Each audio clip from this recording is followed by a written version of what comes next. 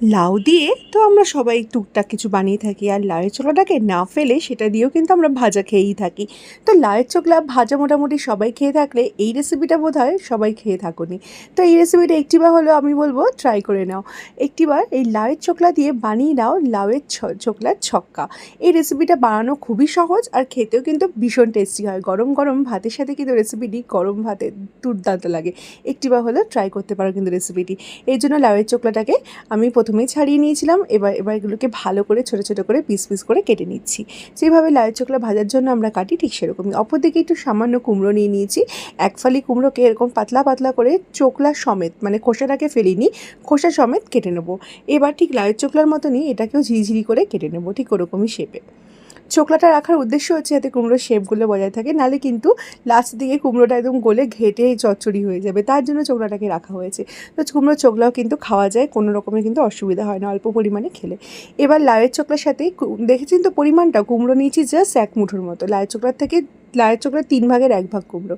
এবার সর্ষের তেল দিয়ে কালো জিরে শুকনো লঙ্কা ফোড়ন দিয়ে তার মধ্যে এই লাউয়ের চোখলাটাকে দিয়ে একটু হলুদ আর একটু নুন দিয়ে দিচ্ছি। এবার কিছুই না, একটু নুন আর হলুদ দিয়ে এটাকে ভালো করে মিশিয়ে নেব। যেরকম করে আমরা লাউয়ের চোখলা ভাজি আর কি, ঠিক সেরকমই প্রসেস, কিন্তু রান্নাটার পদ্ধতিটা একটু আলাদা আর উপকরণগুলো একটু আলাদা। এবার এর মধ্যে দিয়ে দেবো কাঁচা ছোলা। 1 মুঠো কাঁচা ছোলা দিচ্ছি। কাঁচা ছোলাটাকে ছোলাটাকে আগের দিন রাতে ভিজিয়ে রেখেছিলাম, সেই ছোলাটাকে অ্যাড করেছি। ছোলা দিয়ে এবার এটাকে ভালো করে একটু ভাজতে হবে, যতক্ষণ না পুরোপুরি লাউয়ের চোখলাগুলো 80% ভাজা হয়ে যায় ততক্ষণ কিন্তু ভাজতে হবে। এই ভাজতে ভাজতে ছোলাটাও সেদ্ধ হয়ে যায়। এবার দিয়ে দিচ্ছি এই কুমড়ো কুচিটাকে, তার মধ্যে দিয়ে দিচ্ছি সামান্য একটু নারকেল। আর নারকেল যদি না থাকে তাহলে স্কিপ করে যেতে পারে, নারকেল ছাড়াও ভালো লাগে। দিয়ে দিচ্ছি একটু ধনে গুঁড়ো, সামান্য একটু লঙ্কার গুঁড়ো। এবার আপনারা চাইলে লঙ্কা গুঁড়ো জায়গায় কাঁচা লঙ্কাও দিতে পারেন। দিয়ে দিচ্ছি সামান্য একটু চিনি। আমি টেস্টের জন্য শুকনো লঙ্কা গুঁড়ো দিয়েছি, তো আপনারা চাইলে কিন্তু শুকনো লঙ্কার জায়গায় কাঁচা লঙ্কাও দিতে পারেন।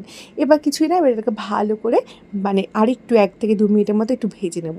ভেজে নেওয়ার পরে তারপর এটাকে একদম লো ফ্লেমে ঢাকনা দিয়ে ঢেকে 5 মিনিটের মতো রেখে দেবো। তাতে কী হবে, কুমড়োটা আর লাউয়ের চোখলাটা ভালো করে মজে যাবে। 5 মিনিট পর ঢাকনা তুলে একটুখানি আবার একটু মিশিয়ে নেব।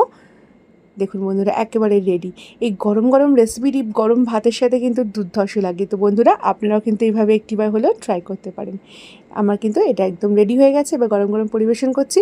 তো এই রেসিপিটা নারকেল ছাড়াও কিন্তু ভালো লাগে, তো আপনারা কিন্তু নারকেল ছাড়াও এটা ট্রাই করতে পারেন, আর নারকেল দিয়ে তো অবশ্যই ভালো লাগবে। তো এই রেসিপিটা যদি আপনারা বাড়িতে ট্রাই করেন তাহলে কমেন্টে জানাবেন আপনাদের এই রেসিপিটি কীরকম লাগলো, আর ভালো লাগলে বন্ধুবান্ধবের সাথে শেয়ার করে দেওয়ার অনুরোধ রইল। আর হ্যাঁ, যদি বাড়িতে নারকেল অ্যাভেলেবেল থাকে তাহলে উপর দিয়ে একটু নারকেল ছড়িয়ে দেবেন খাওয়ার সময়, আরও খেতে ভালো লাগবে। তো বন্ধুরা, আজকের মতো এই পর্যন্তই। আবার চলে আসবো নতুন কোনো রেসিপির সাথে। সবাই ভালো থাকবেন, সুস্থ থাকবেন। Thank you for watching this video. আর হ্যাঁ, যদি আমার ভিডিওটি ভালো লেগে থাকে তাহলে পেজটি কিন্তু সাবস্ক্রাইব করতে ভুলবেন না, আর আমার পাশে থাকবেন, সাথে থাকবেন। এইভাবেই দেখা হবে আবার পরের রেসিপিতে। Thank you for watching this video.